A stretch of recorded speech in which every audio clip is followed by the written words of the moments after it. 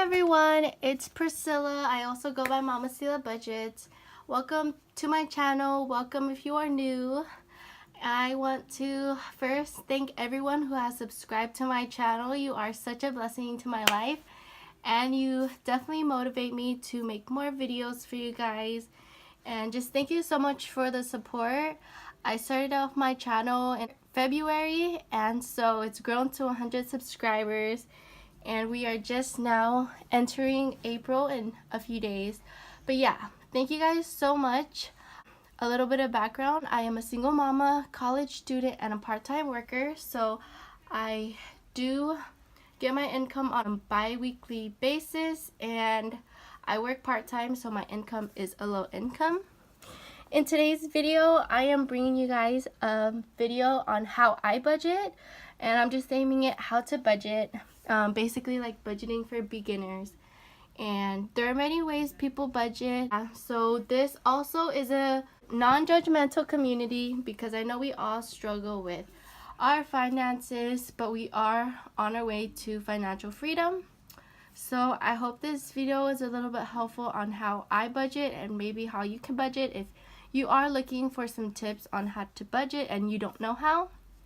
So let's go right into the video. So I would say for step one is to figure out your income.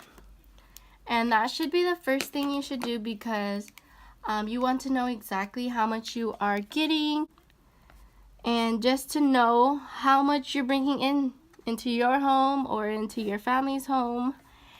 And how I do it is you could do it either bi-weekly or for monthly. Since I do get paid bi-weekly, I'm gonna put that first, bi-weekly.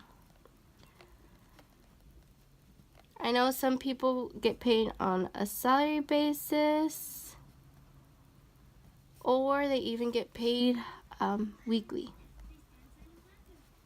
But yes, the first step is going to figure out your income, and if you're getting paid either weekly, bi-weekly, or on a salary basis, just figure out what that is. You could do it in a month span. That's what I prefer.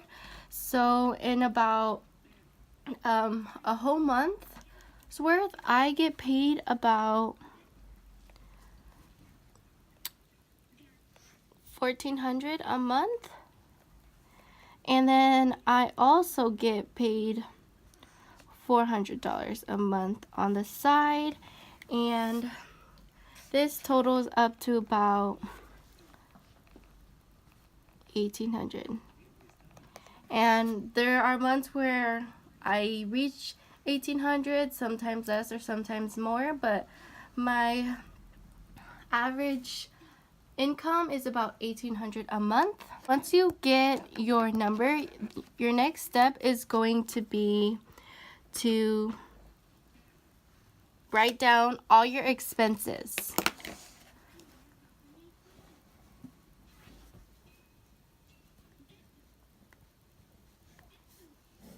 So your expenses can be rent, car insurance, phone bill, as well as your groceries, your gasoline, your going out money. I'm just gonna write a list down really quick for you guys.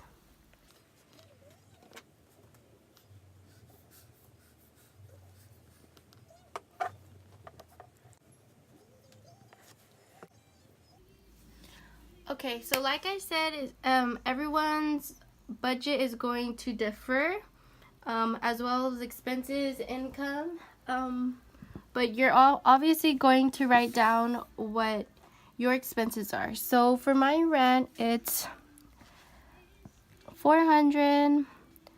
I budget out for electricity $50. Our gas is $20. Car insurance $120. Phone bill $100. And these expenses, I am basing them off a monthly income budget base. So this all adds up to 1 month's worth. Gas, I would say $120. Groceries $100. and going out, let's say 75. Okay, so let's add this all up. So the total does add up to $695, and I'm just going to say this now. This is just an example of what my expenses could be. But say my expenses are only reaching up to $1,000, I'm going to have about $800 left. If I am going to have $800 left, I'm going to create sinking funds. Sinking funds are basically categories that I have that will be able to be put towards future payments that I know that will be coming up. So let's say that I have my car registration. Let's put sinking funds.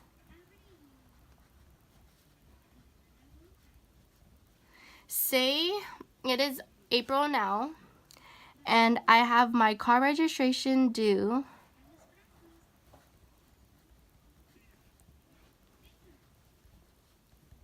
in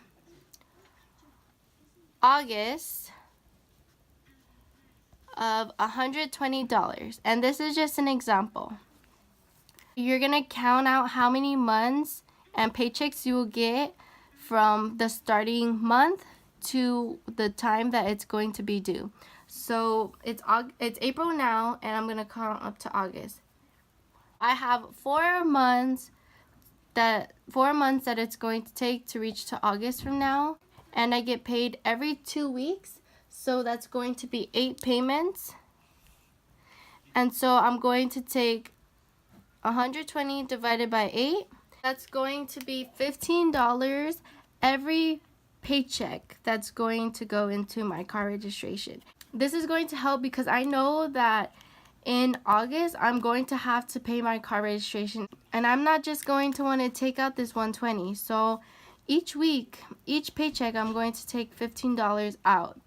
And you're going to do this with whatever you have that you know that's going to be coming up, whether that's like a car insurance, premium or something like that. You're gonna put towards your sinking funds, and you create a category for that. Let's say that your expenses are going way over your income. So if that happens, you are going to, step 3, cut your expenses.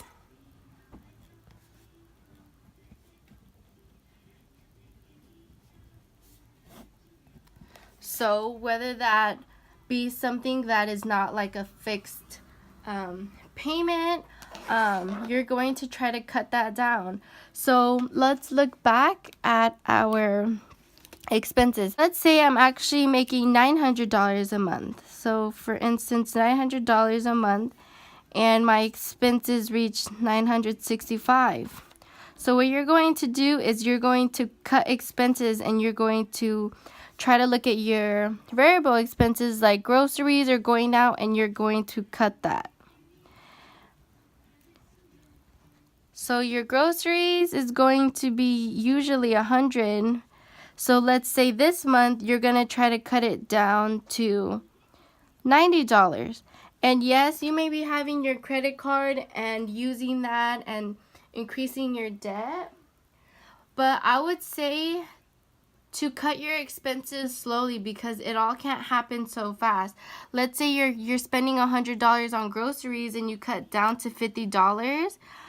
You're probably going to freak out and not know what to do if you do cut down your expenses like that. But what I suggest is cutting down slowly, and just, sometimes you just have to do what you have to do until you're able to cut it down more and more. Let's cut going out. Say you're spending $75, let's cut $15.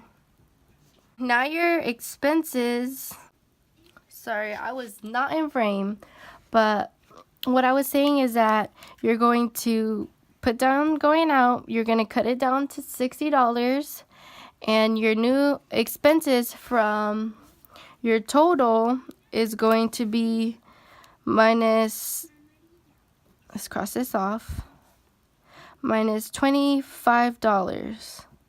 So now your expenses is going to actually be $940. And wouldn't you rather be -$40 than -$65?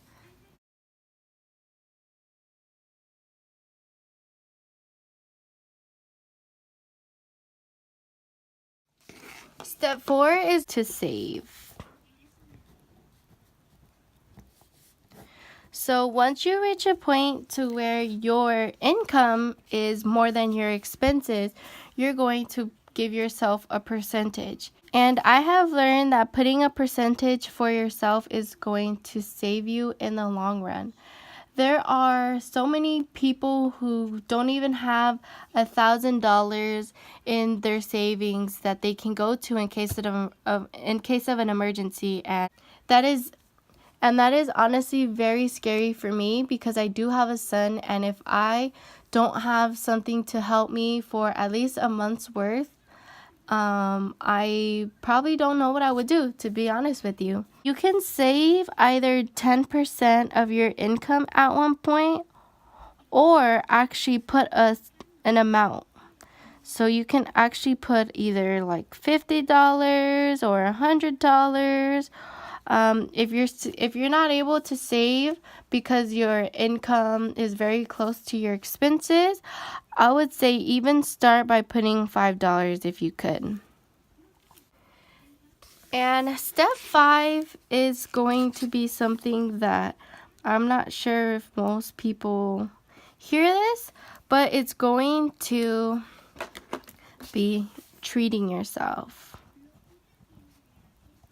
Treat yourself. You shouldn't treat yourself right away when you start your budgeting journey. I would say to honestly treat yourself when you've been doing really well on your expenses for a few months. And treating yourself can be something simple as getting a massage. Could get a massage, or getting your nails done, or getting dessert out. It could be, honestly, getting a haircut. But something that you're able to do so that you're not so restricting of yourself, because yes, sometimes budgeting can be stressful, and say you are a huge splurger and you spend a lot of money, whether it's on clothing or whatever it may be, and you start budgeting on a strict level, you're going to break, and you're going to either just spend so much money or get into more debt, or something that's just not going to be beneficial. So this is my step 5 of treating yourself. Just spending a little bit of money that you have earned for yourself, because bills and all those things are going to have to get paid anyways. That was it for the video today. I apologize if it was short or too long for you guys. If you do have any questions, just leave them down in the comments below. This is how I budget, so I hope that this could help one of you guys out there wanting to learn how to budget. If it didn't help you or you're confused, again, just leave a comment down below and I'll try to help you. And yeah, sorry again if it didn't help you, but I hope it did help you and get a better understanding of how I do my budget. And yeah, so I hope you guys enjoyed this video, and I'll see you in my next one. Bye guys.